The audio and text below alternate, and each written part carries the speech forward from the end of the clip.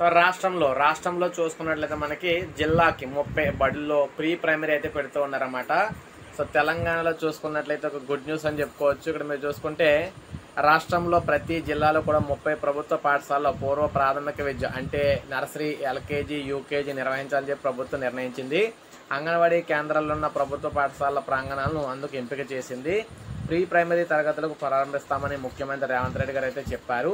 మహిళా శిశు సంక్షేమ శాఖ అధికారులు దీనికి సంబంధించి చర్చించి నర్సరీ, ఎల్కేజీ, యూకేజీ తరగతులను ప్రవేశపెట్టేందుకు ఎలాంటి చర్యలు తీసుకోవాలి, ఏ పాఠ్యాంశాలు ఎంపిక చేయాలి, ఇప్పుడు అంగన్వాడీ కేంద్రాలు నడుస్తున్న తరగతుల కన్నా భిన్నంగా ఏం చేయాలనేది ఆలోచించబోతున్నారన్నమాట.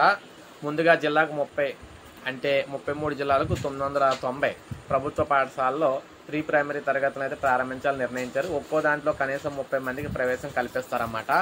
ఈ నెల 15 లోపు ఆయా పాఠశాలకు సంబంధించి మహిళా శిశు సంక్షేమ శాఖ గుర్తించింది జాబితాను విద్యాశాఖ అయితే అందజేస్తుంది.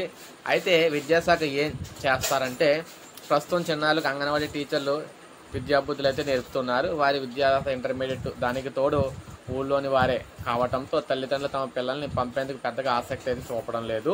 ఒకవేళ పంపిన 1వ తరగతి వచ్చేసరికి ప్రైవేట్ పాఠశాలల వైపు మొగ్గు చూపుతున్నారు. అందుకోసం ప్రత్యేకంగా డిఈడి చేసిన వారి అంటే ఇంటర్తో పాటు డిఈడి చదివి ఉంటారు కదా, అటువంటి వారిని అనమాట.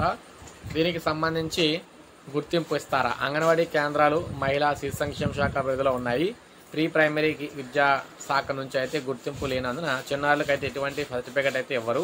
ప్రైవేటు వ్యక్తుల ఆధ్వర్యంలో నడిపే ప్లే స్కూళ్ళు లేదా నర్సరీ, ఎల్కేజీ, యూకేజీ తరగతులకు ఏ శాఖ గుర్తింపు అయితే లేదు.